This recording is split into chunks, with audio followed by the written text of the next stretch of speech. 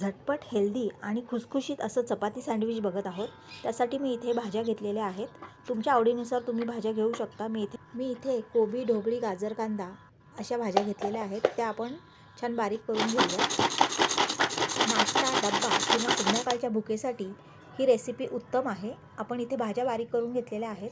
आता मी कढईमध्ये थोडंसं तूप घालून त्यामध्ये त्या भाज्या टाकते आणि त्या पण छान आपण परतून घेऊयात. इथे तिखट, मीठ, हळद आणि चाट मसाला, थोडंसं मिरी पावडर, धने पावडर आणि थोडंसं मीठ घालून ते आपण छान परतून घेऊयात.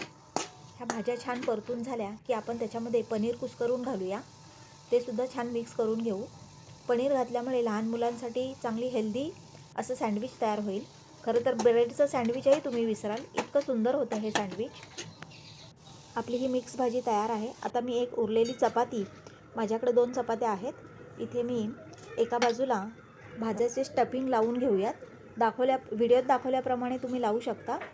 आणि मग मी इथे पुदिना चटणी पण केलेली आहे, तीसुद्धा आपण एका बाजूला लावून घेऊयात.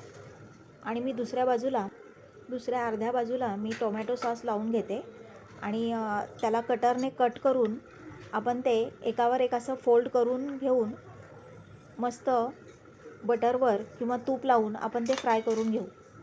रेसिपी आवडल्यास नक्कीच लाईक, शेअर, कमेंट आणि सबस्क्राईब करायला विसरू नका. आणि अशाच नवीन नवीन रेसिपीसाठी पूर्वाच किचनला फॉलो करा. व्हिडिओत दाखवल्याप्रमाणे तुम्ही अशा पद्धतीने फोल्ड करून ते आपण आता बटरवर छान फ्राय करून घेऊयात. असं हे खुसखुशीत चपाती सँडविच आपण तयार केलेलं आहे आणि ते तुम्ही चटणीबरोबर किंवा सॉसबरोबर सर्व करू शकता. अशा पद्धतीने मी सगळे सँडविच तयार केलेले आहेत. तुम्ही बघू शकाल किती गोल्डन आणि छान रंग आलेला आहे त्याला. असे सगळे चपाती सँडविच तयार आहेत.